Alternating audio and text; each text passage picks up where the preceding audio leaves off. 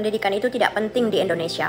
Para pemilik stasiun TV tidak banyak menggunakan kuasanya untuk mendidik. Mereka mempertontonkan apa saja yang menghasilkan profit bagi mereka. Drama percintaan, perselingkuhan, dendam dan pertikaian, acara gosip pagi, siang, dan malam.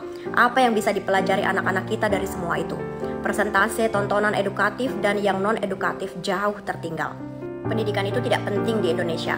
Para politisi mempertunjukkan kebohongan dan kepentingan partainya masing-masing. Mereka tidak peduli apakah mereka menjadi tokoh publik yang pantas dilihat dan ditiru. Yang penting agenda mereka tetap berjalan, elektabilitasnya naik, dan kembali terpilih di tahun-tahun mendatang.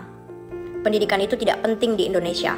Banyak pejabat pemerintah dan pejabat publik jadi koruptor, tapi sama sekali tak memperlihatkan rasa malu.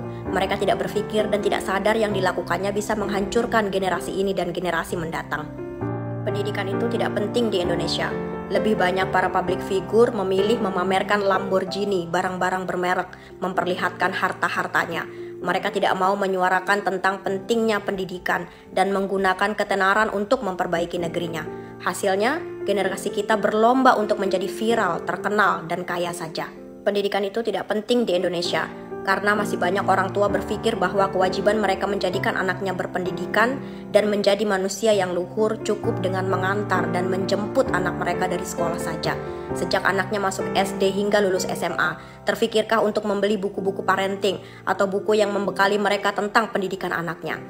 Pendidikan itu tidak penting di Indonesia. Semua dari kita melakukan apapun semaunya.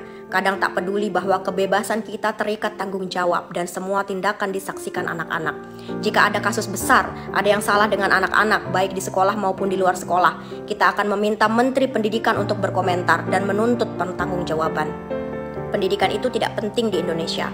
Guru-gurunya diberi dan dibiarkan terhimpit kesusahan-kesusahan. Mereka harus menangis, mengemis, dan dipaksa menyerah untuk memperjuangkan dan mendapatkan hak-haknya. Waktu yang seharusnya mereka habiskan dengan anak-anak kita rampas untuk pekerjaan lainnya. Kita letakkan beban bernama pendidikan di pundak, kepala, dan kakinya, tapi kita biarkan tangannya terikat dan perutnya lapar. Pentingkah pendidikan itu di Indonesia?